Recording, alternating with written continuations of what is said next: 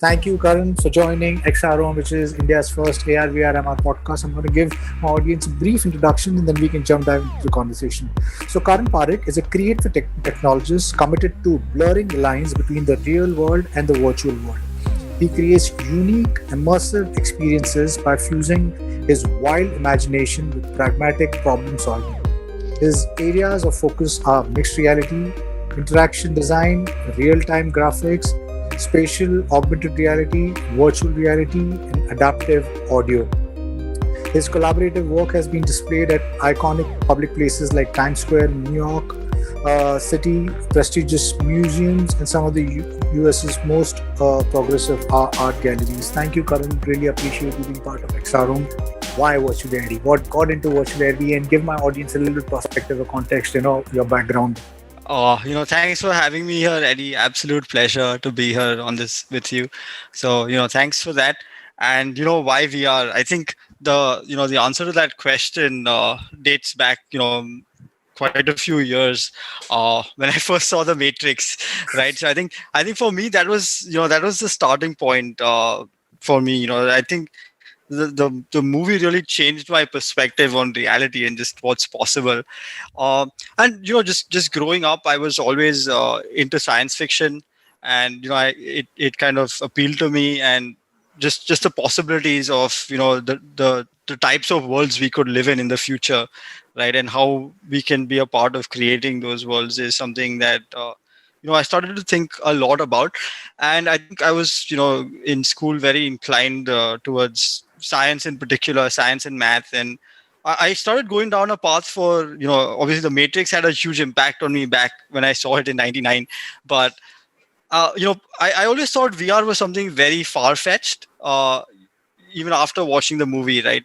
And I kind of went down the path of initially studying robotics and electrical engineering. But I think it was in 2013 when I got my first job at a place in Philadelphia called Philadelphia Game Lab. And I started experimenting with hardware over there at the time, because I was still an electrical engineer, and they were looking at hardware in the context of games. And that's around the time the Oculus DK1 had just become available. uh, and also Unreal Engine 4, like 2014, kind of opened up, and changed with a brand new licensing model.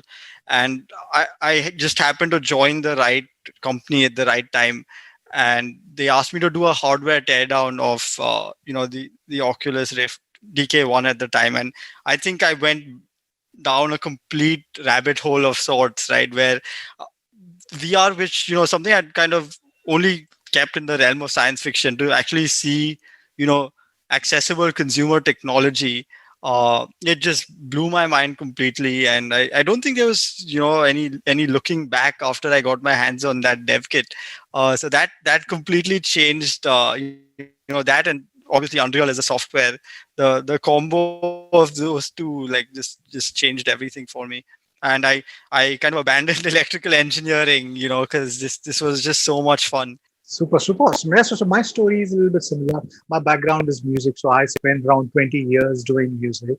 And I never thought that I'd do anything else besides music, because I thought it was inside my blood, but then I discovered virtual reality in early 2016, and my entire life changed. And obviously, Matrix as a movie has played a huge role on me, because like you rightfully pointed out, it showed what could be possible, with virtual reality.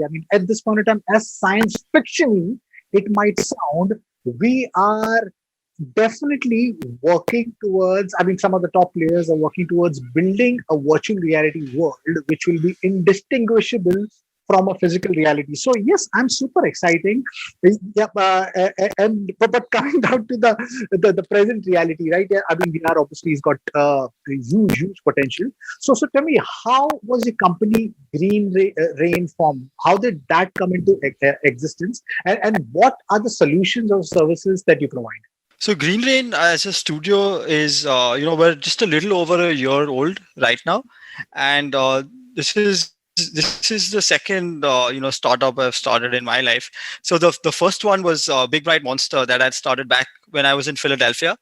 And when I was there, I I knew I wanted to possibly move back to India at some point. There's obviously a strong talent pool here for things like VFX and animation, and we've also got a solid number of strong programmers in our country as well. And GDC is an event I visit every year, or try to be there at least. Um, and I happened to meet my co-founder and also advisor to Green Rain at the moment. So his name is Apurva Shah. So he's based in the Bay Area. So I was in San Francisco at GDC. He was there as well, and we met. He's born and raised in Mumbai, but moved to California many years ago. And he comes from a background in uh, animation. So he had been at Pixar for very long, and DreamWorks before that, for long periods of time, and was very involved in the technology that was being developed there. And he was VFX supervisor for movies like Ratatouille. And as when we connected there, I was doing things in the real time space at that time. Specifically, I'd been using Unreal a lot for VR experiences and things like that. And also wanted, I initially met him to seek his advice on whether I should move back to India and start something, or continue figuring out a path in the US. And turns out, he was also very interested in starting something in Mumbai, being Mumbai being his hometown. And I had started collaborating with a few developers here at the time. I noticed that some of them were very good, and it seemed, in terms of the timing, it seemed perfect. Like, I was planning to move back. I had Apurva support. I had been collaborating with some great people here in Mumbai. Um, and the plan, was to really set up a studio that's able to do top-notch work in the real-time graphics industry, with experience in Unreal Engine, and use it to solve, like, one, obviously, continue what we were doing at Big Bright Monster, which was create immersive experiences. But we also wanted to take advantage of the talent pool that exists here for VFX and for traditional CG animation. And the idea was to start diving deeper into things like virtual production, right? And also set up a platform to train people, right, in how to adapt to real time technology. So that's kind of where Green Rain started. So we it was really the timing and having some of these core collaborators that were able to be part of this journey. And haven't looked back since. So it's kind of formally set things up in June of last year. And it's been a full year now, and the Green Rain family has been growing steadily and slowly, and we're at about 20 people right now. So it's been a fun journey so far. But yeah, the seeds were planted at that GDC event where I met Apurva. Yes, I mean, in India, I think there is a large number of these developer content creators. The problem over here is there's no community. The ecosystem is not there. That's the reason in 2016 I put together Immersion, India's first VR film festival and conference. And my larger vision goal with whatever I've been doing, and whether it's XRM or XRM podcast, is to raise awareness and push drive the ecosystem. Because once we have a community, then a sustainable ecosystem, I mean, industry can be built on that. So I just recently got to know that you guys have tied up with Unreal. So can you talk about your partnership with Unreal, and what does the partnership entails both for Unreal and you guys? Yeah, sure. So, in terms of the partnership, so where Epic Games is training partner in the region right now.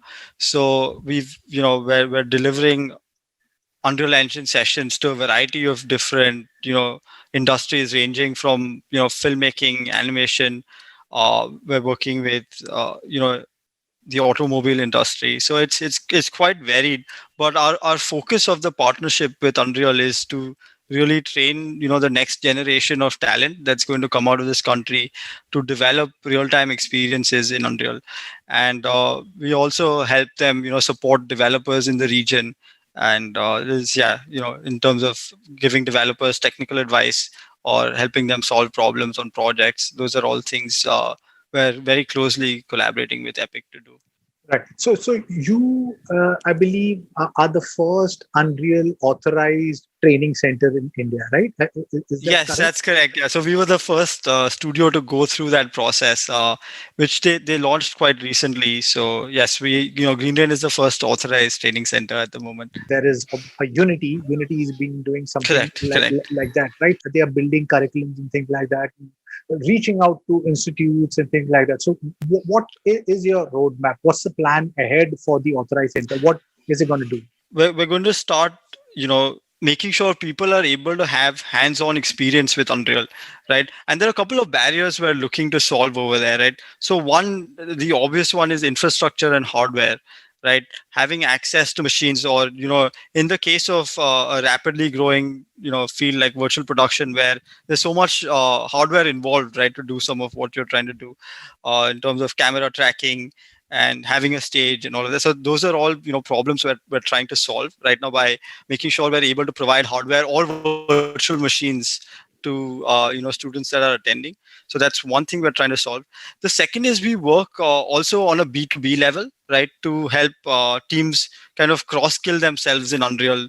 So a lot of times, if you were to learn some of the Unreal courses that you may find on something like Udemy, they're always starting from scratch in a certain sense, maybe assuming you have no prior experience of working with 3D application or something of that sort. But over here, we know certain teams, we know what they've been using in terms of software packages like maybe Maya or Cinema 4D or whatever that might be.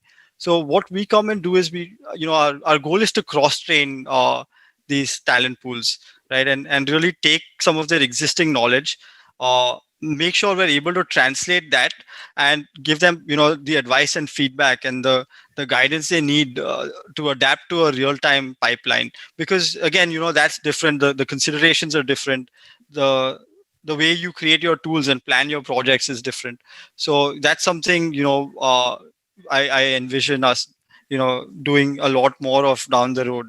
And the third part, right, is community, right, which you so rightfully pointed out, where you know uh, there is a community that needs to be united. And Yes. we're doing a lot of, our plan is to do a lot of developer boot camps for the community. And Epic, this is something Epic is very supportive of. They've really grow the Unreal developer base in India, and it's been getting a lot of love through mega grants and things like that. And all of this has only happened in like the last 1 year, right? So it's only been since October that they've had their first full-time person in India.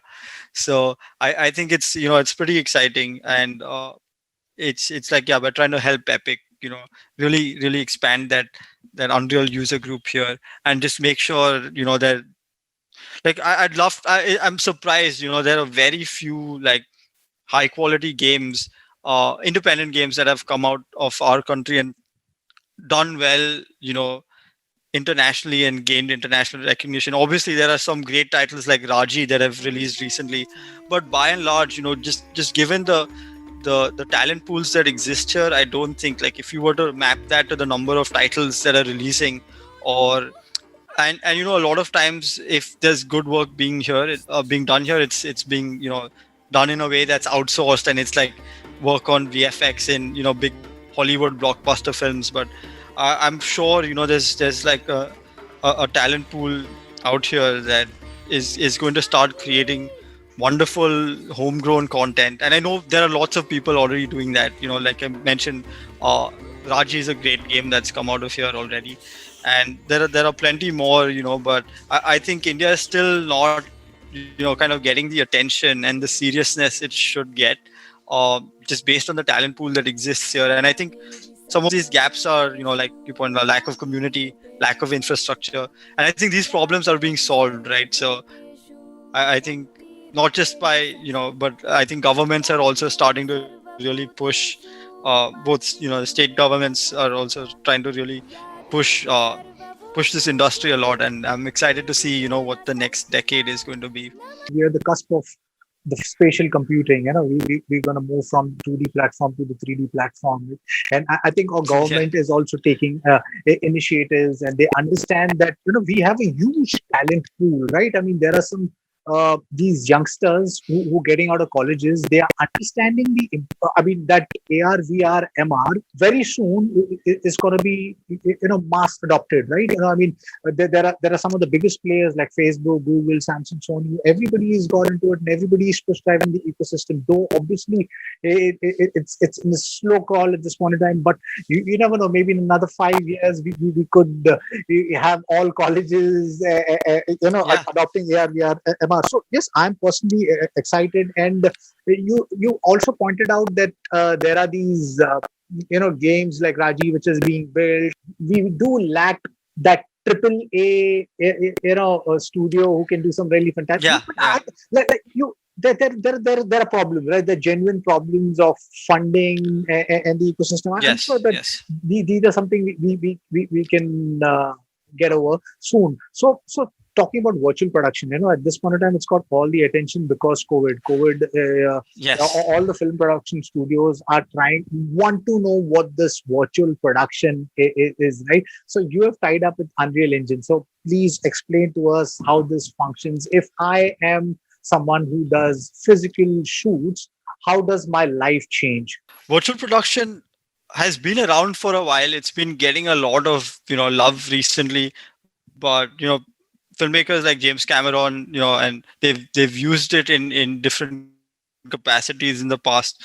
But I think what's so special about what's happening at the moment, right, is the ability for you as a filmmaker, right, whether you're a director or DOP, or if you're trying to envision whatever it is that you've imagined, there's that gap you have between shooting on, like, say, a green screen, and then having a team working on all of that stuff in post, and you kind of saying that, oh, this is what I thought the dragon would look like, and then it ends up looking quite different. And then the way you want to plan your shots, and I think what virtual production is doing and what's so special is your ability to see all of that in camera in real time. So there've been some changes in hardware and the processes that make this possible, right? So one is LED based virtual production, where you're not shooting on a green screen anymore, right? uh, your background is being rendered in real time and driven by a, a, a high powered computer that's powering a massive LED wall, right? And you're able to capture both, like in terms of the lighting, right? All of that is happening in real time. You don't need to really sit and composite later on.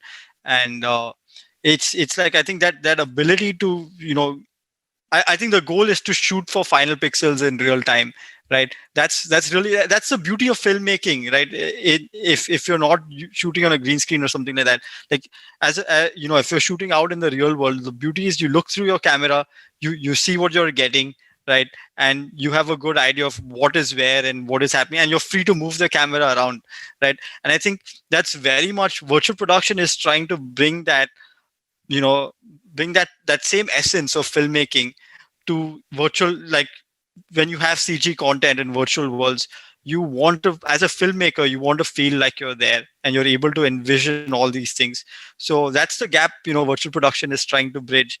And there's a lot of exciting technologies and studios involved in this process. Yeah, yeah. So yes, I mean, the Mandalorian has done something Yes, with yes, virtual product. absolutely. Lion King has done something. So tell me, have you done any commissioned virtual production? If yes, can you share the challenges and positives of a virtual production, and what are the hardware, software requirements for virtual production? Yeah, so we've definitely been helping out on a couple of shoots. We don't make our own films or anything like that, so we're often pulled in as consultants, or we kind of help quarterback the process from a technical standpoint, and make sure systems are set up correctly, or people have their Unreal projects set up the right way to run all of this. So we have done some of that. And I'll just kind of in terms of the hardware, right, there are some key pieces involved there, right? So you've obviously got LED based virtual production, and then you've got green screen based virtual production. I'll start with what's common between both of these. Yeah. So it starts with a PC that has a really good graphics card and is running real time software like Unreal, right? So it starts there. The next step is to have live action footage coming in, to the computer. So you've got a camera there, and you've got a video input card to enable that. Then you need a camera tracker, right? So you need camera tracking software. This is able to make sure your virtual world and real world have the same camera position. So you have a virtual camera in the virtual world, and you have your real camera out in the real world, and there needs to be a match between those two, right? So as you move your physical camera ahead, there is a tracker, right? So lots of different tracking technologies exist at the moment. You've got at an indie level, people are using VR hardware, right? Like the HTC Vive tracker, and using that to get positional data from the camera. But in more refined use cases, people are using technology like Stipe and Moses to track cameras. And then you've also got vision-based solutions like NCAM and vanishing point vector. But all these all that this is doing really is giving you data about where your camera is in the real world. And then to take it a step further, some of these advanced packages will also give you detailed information about your lens parameters and things like that. So in Unreal, you're able to pull all of that info. So as it's like about creating that one-to-one match, right? So if you take one step in the real world, you're taking one step in the virtual world, and kind of viewing things from the same angles and perspectives, right? So there's camera tracking software that's involved, obviously. Another part of this is motion capture, right? So if you've got a creature or some sort of CG character that you're trying to drive, uh, motion captures a great way to bring that in, and also view the results of that in real time. So although you may go and keyframe those animations later, it gives you a starting point and a way for you as a filmmaker to envision what's going to come out of this process. So you've got motion capture, you've got camera tracking, and then when it comes to green screens, obviously you want to have real-time compositing, right? So you should be able to replace that green screen with whatever virtual set you have. And in the case of LED based virtual production, you take out the green screen and you're replacing that green screen with a live display that's being driven by your PC and powering uh, the background through those LED walls. And it also really helps you with the lighting and all of that of the scene. So I think that's some of the key software and software and hardware involved over there. Right. So, what do you think is going to be the cost difference, between like your physical shoot to an LED based virtual production shoot? I mean, what are the advantages? Okay, so this is something I hear often, right? So actors love traveling. Sometimes it's fun to travel, but as a producer or something like that, you know what it costs for you to travel with a crew. Yeah. And I think there are also certain considerations, right? Like let's say you're trying to have a shot that's at magic hour. For some reason you weren't able to get that shot in the real Right. world, right? Right. And you have to wait again till the Right. next sunset to get Right. that. Right. And Right. everybody's staying there. um with this, I mean, you can change the time of the day in a second, right, with virtual production. But Right. yeah, in terms of the cost, I think right now the upfront capital cost for an LED based stage is quite a bit, right? You're looking at dropping a few crores at minimum. So I think while there are a lot of interesting things happening at an indie level with green screen virtual production, I think the LED based virtual production is still somewhat expensive, but we'll start with seeing a lot of product shoots going towards that because you can have a smaller stage there. um, and I think if you're looking at it in the sense of creating like a science fiction movie or something like that, I think with the Mandalorian is a classic example, right, of how they were able to save cost by just shooting at that specific location day in and day out, and make sure they're able to create whatever environment they want over there. um and the other side of it is that, like, with COVID, things are changing so much, right? Just getting out is so much more of a problem for, like, traveling internationally just seems like a distant dream at the moment. uh so I think if you have all those costs considered, I think you can you like, in the case of a feature film, I think you can offset that hardware cost, right? And like I think clear proof is, ILM made no hesitations in using an LED stage to shoot the second season of Mandalorian as well. I think it was a very clear choice after they went through that process. So yes, setting up that pipeline initially is going to take some time. It's going to take, it's going to cost quite a bit as well. But once you're through that, and once you've noticed the benefits, not just from a cost perspective, but in terms of how you can just create content you wouldn't be able to do otherwise, and shoot it that quickly. I think that's like, I think there's so much, like we often we look at the capital cost for, setting up a stage like that, and we, it's easy to forget about how much time those things are going to take for a team sitting, and compositing image in and image out. Like it's I think those things, and how quickly you can get things done, right? So the time you're saving as well is a huge factor. I think you're able to accelerate, production schedules by almost 2 times. Right. Yeah. Yeah. So yes, I mean, I obviously see this as the future of filming, and though because this is in nascent stage, obviously there'll be like a whole lot of challenges, But Yes. I feel that this is the cusp of, or what the future of filmmaking could be. Like you said, a magic eye. I mean, as a filmmaker, you're trying to shoot something like a sunset or the sunrise, and you're stuck over there for one thing wrong, and then you have to go over there again, Yeah. try to get the same. So but yes, I mean, those are the plus points. You can forever have a sunrise or a sunset and things like that. And with Unreal Engine, what we can do right now, we are possibly, actors might go out of the picture. I mean, because we are creating photorealistic content. Yes. So Yes. yes, there are these whole lot of crazy things all converging, with artificial intelligence. I saw the Unreal Engine 5 demo, and obviously I was completely blown. So tell me, I mean, is there anything in recent times that you've seen of your peers that has excited you the most? I mean, I think, the Mandalorian for me was quite something, right? When you actually looked at things behind the scenes. But what I found really exciting, right, is sort of single artist who was going at this at the moment, right? Name of Alvaro Garcia.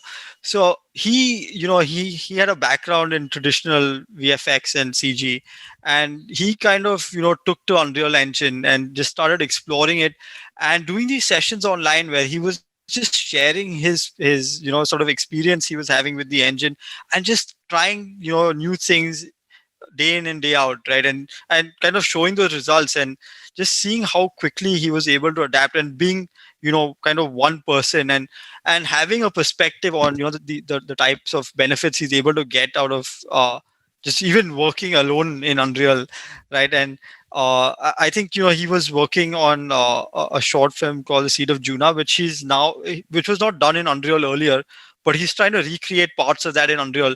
And every time you look at what he's doing and how quickly he's able to get there, uh that to me is something that's very exciting, because yeah, sure, when you've got a massive team putting things together, sure, it's like you're able to do wonderful things. But I think the way I see it, right, if you look at what Pixar did back in the 90s was absolutely groundbreaking, right? To make an animation feature film of that length, uh and creating that kind of technology. But I very much view that as like, you're a musician, and I think you'll really get this analogy. And that was the age of the orchestra, where you have hundreds of people or many people creating something together, and yeah, that's fantastic, right? That's totally awesome. uh, and I think it kind of moves us to like, from orchestras, we eventually transition to bands and solo musicians, where you have a musician that's able to produce, write, and perform their own music, right? And I mean, I really see this. So we're kind of in that age where you move from the world of orchestras to the world of bands and individual producers, right? Like if you look at what, like, Hans Zimmer does, right, in his studio, and kind of bringing in those orchestral sounds, and obviously not to devalue what an orchestra is capable of doing, or like what a great team like Pixar is capable of doing, but giving that the same kind of power, right? Those kinds of tools to create things that massive, um, with a small team or even one person doing it. I don't think there's anything that excites me more than that. And when I think just something I saw very recently, right? I believe it was the director of Maze Runner, who somebody online had challenged him to recreate the maze from his movie, and he sat and he did it on a live stream in Unreal. So just to kind of see someone like that, top notch Hollywood talent, kind of single handedly putting his vision to life without having a large CG team sitting somewhere else, maybe even offshore, where you're trying to convey like storyboards and this and that. It's like if you've got an idea, you open the computer and you just get right to it, right? I think Yeah, I think that's exciting, and I think yeah, I see some of my peers doing that. So that to me is I think that's the future. That's what's really exciting me. lovely, lovely. I'm completely with you. And I think all of those studios, all of those big production houses, studios, if they're watching, they should feel threatened. And they rightfully should be threatened, because I think there are these young bunch of developers, content creators, with the help of these tools, these new Yeah, tools can at their home completely redefine what they call traditional filmmaking, plus with the most minimal cost. And especially with COVID, what COVID has done, I think it has made everybody an entrepreneur. This world, I think, internet obviously has given everybody the wings to fly. If you have a dream, desire, and intent, you can do whatever you want to do. And tools like this right, enables us, and we can do some really, really cool stuff. And I think in another 10 years, all these traditional filmmakers, these studios will have to relook at their strategy. Those big budgeted movies and stuff will, I you definitely need to actually be, I mean, get down and understand what these technologies like artificial intelligence, AR, VR, MR is doing. Because if you do not right. leverage them right now, you'll be left behind. You'll be history. So tell me, I mean, in a conversation, you mentioned that quarter four 2021, you are looking at having an LED based virtual production setup, right? So Yes. once you have that, uh, what would be the possibilities? What would be your 2 minutes pitch to filmmakers who are listening in? What would you value add by quarter four 2021 when you have a virtual production ready? I think my pitch to them would be you know even shorter than 2 minutes. It's like to really just take out post from the entire process if possible, right? Just going for a workflow where you have no post production and final pixels in camera, right? Like you know that's the pitch, right? That's the goal, that's the vision. And I think in the case of certain projects we're there today, right, depending on what you're trying to shoot. So if you look at the quality of environments that people are creating right now, and when you've got access to things like mega scans, like you can really start to create worlds that Wow. are indistinguishable, at least when they're in camera, indistinguishable from the real world. And I think that's the pitch. That's the pitch. Wow, what happens to a post-production studio who put in crores? I mean, yeah, when you have final pixel in camera while you're shooting. Wow, I'm super super excited about that. So tell me, what's the role of audio, spatial and binary audio? It's something that's so undervalued by most people, right? But you don't realize the impact it has. But as we start to create spaces that are dimensional, like in VR, we're able to do that. And how powerful it is when you're able to take one step in that real world. When you take a step forward in the real world, you're moving forward there. And I think as human beings, we're so aware of when something is not right, because I mean, over thousands of years, right, we've kind of evolved to realize what's natural and what's not. And when you hear a sound, that sounds like it's coming from very close when it should in fact be far away, or something that's actually moving around you. Like when you see, in a VR experience, if you've got a fly that's here and starting to move around you, if you don't hear it spatially, right, I think there is that disconnect. It kicks you right out of that that immersive zone you've been in. And I think it breaks that loop, right, to kind of trick the mind that you're there. So I think audio plays a very, very crucial part in that, right? And you can also see this with just the rise in popularity of ASMR experiences that people are doing purely with audio, right?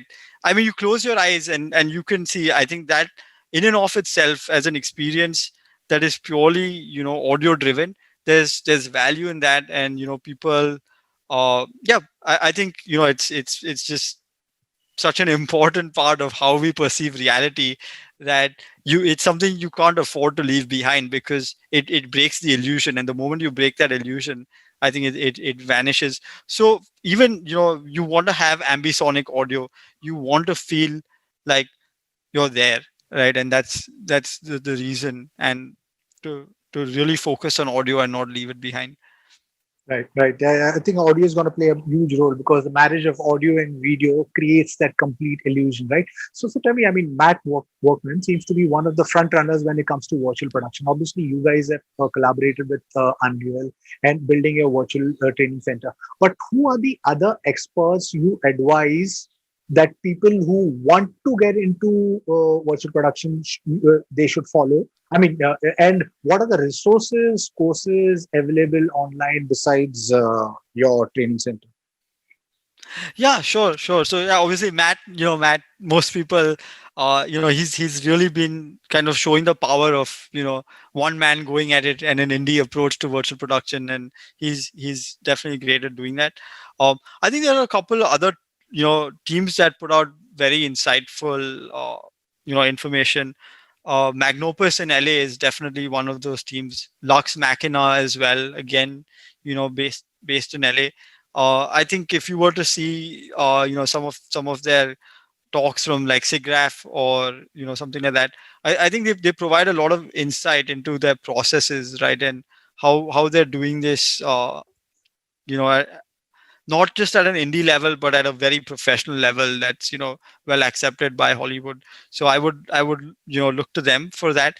And then again, I think Epic Epic Games themselves are constantly putting out amazing content for this. Just last week they released something called the in camera VFX template that serves as a starting point for anyone who wants to work with virtual production, right? uh, and in India also, I think there are some people working on very exciting things. There's a team in South India that's led by two industry veterans. One is Manoj Paramahamsa. He's a cinematographer, and Mr. Srinivas Mohan, who's a well-known VFX supervisor. They've been doing some amazing tests as well when it comes to virtual production, and I think there's a lot of interesting stuff going on.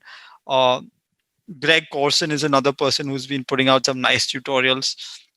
And then again, folks from Epic are constantly, the Epic team doesn't stop, right? They just in terms of releasing free content to the community and kind of making sure developers have what they need. I think that's definitely something that they're nailing at the moment, I'd say. Yeah, yeah, super. So let's go back to the beginning of the conversation. You said we spoke about your installations. So would you like to talk about your installations? Yeah, so the installations, I mean, I think to me it's like one of the most fun things to work on, right? Because I mean, we do a number of installations, ranging from what VR installations to spatial augmented reality, right? And I think what's special about the spatial AR installations is your ability to transform a space, right? Because I'll give you an example of one of the collaborative installations we had done at Times Square with another team called Neurflux, which is based in upstate New York, and an artist collective named Laya Cabrera and Isabel Duverger, and along with a company in New York called Culture. So we set up a platform at Times Square, and it's 12 big LED screens. It's on a sidewalk on Times Square, and like, sure, Times Square is full of LEDs and like advertisements everywhere. But I think what was unique about this is that it's interactive, right? And not interactive in the touch screen sense where you go up to the screen and touch it, but no, it's got gesture tracking, and it tracks people over the entire length of those 12 screens, which is almost like an 80-foot sidewalk over there. And we're able to track up to 200 people simultaneously. So if you were to suddenly point at the screen or walk past it, right, like depending on what month of the year is, we kind of curate that platform monthly, and you'll see something different happening on screen. So like, you suddenly point at the screen and you see this wave of butterflies created.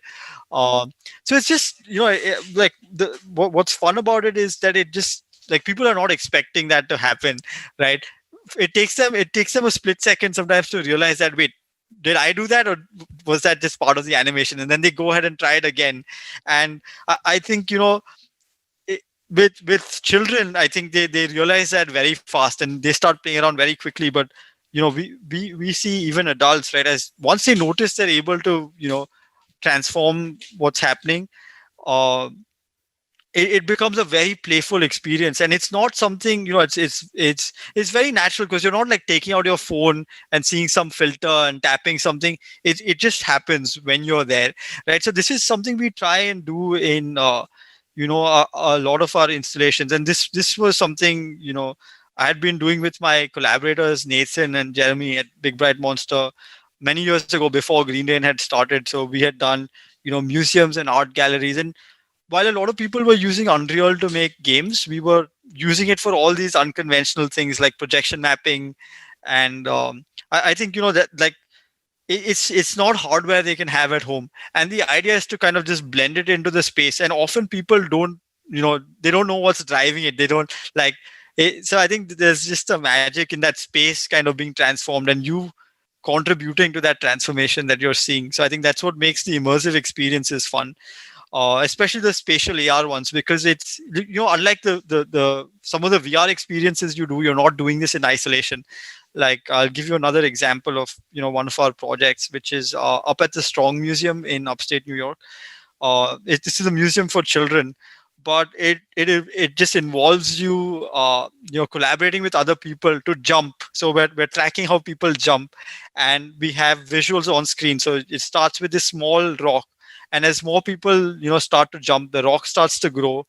It like, there's fire that comes on it, and each person is able to create a different colored flame on that rock. And as you keep jumping, the rock starts to spin faster and faster, and eventually you make it explode. And it's such a simple experience, but just seeing people do it time and time again, where they just try and jump higher or faster or get more people so they can do it again. I think it's like just a simple playful experiences, right? It's a very different sort of play experience, because often when you think of digital content and play, you think of video games. And that's a fairly involved process, where you need to, like, definitely sit down for a while, and you're solving a puzzle, or you have a strategy. And it's I mean, this, on the other hand, is just very spontaneous. Things just happen without you realizing. So we like to create installations in that way. Lovely, lovely. Super, Karan. Was pleasure talking to you. Wish you the very best. And yes, AR, VR, MR. I think it's in such a nascent stage, and these simple things connect with people more than rather than doing these complicated big processes, and experiences. So yes, I mean, the AR, VR, it's got its plus points. It's got its minus points too, right? And I think Absolutely. us as community builders, as us as the front runners, I think we need to explain and make people understand that once we have these AR, VR, MR headsets, I mean, this is nothing but it will be your computer, right? I mean, what's going to happen Yes. is a computer and your phone is going to converge into one single wearable device, which is going to track everything. It's your inside and outside tracking, wherever you walk, whatever you look at, it's going to be Right. looking at now what, and all that data which is being collected today. I mean, all of the data, social media data is being hoarded by these tech behemoths. What is going to happen tomorrow is going to be another big conversation, which I think all of us vested in the tech space need to have an active conversation about that, and make everybody understand, the ones who don't even know about AR, VR, MR, because right now it's us who are possibly the runners and the enthusiasts who know about AR VR. Tomorrow, the entire world will be it'll be like this. The phone's gonna go redundant, and it's gonna get replaced by glasses, and that's the world that we are getting into. That's the world Apple is Exactly. building. That's the world Facebook is building. Now, if we as a community don't take up responsibility and point out the rights and wrongs of this technology and just go on talking about the hype and what the technology can do and transform it, we might just lose the human value or the core of what who we are as people. So because of that, I mean, I always, try and make people understand that yes, this is a transformative technology. Virtual production is going to transform the entire film industry. We need to start adopting it, adapting it, leveraging these technologies right now. Otherwise, the sad part is that you might get redundant, and Right. yes, we need to share people that it's a double-edged sword technology. So on that note, any last note to the listeners, your future plans? No, I mean, I completely agree with you, and I think if you're trying to be part of this community, right, uh, don't let technology overwhelm you, right? If you're trying to create something, uh, there's a ton of amazing free tools available today. You've got things like Unreal and Blender and Quixel, uh, all offering amazing things for free. And if you haven't tried creating content in that way yet, I would say you're really missing out on a fun, artistic, and creatively fulfilling process. So just I would, yeah, that would be my note. Just go out there, go create things, and let's build this community together. Uh, and Eddie, I think you've kind of really summarized it well about the value of having a community here, and I'm so glad you're doing so many different things to build a community around XR.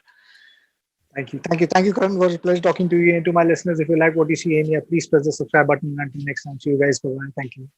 Thanks, Alan. Thanks, Eddie.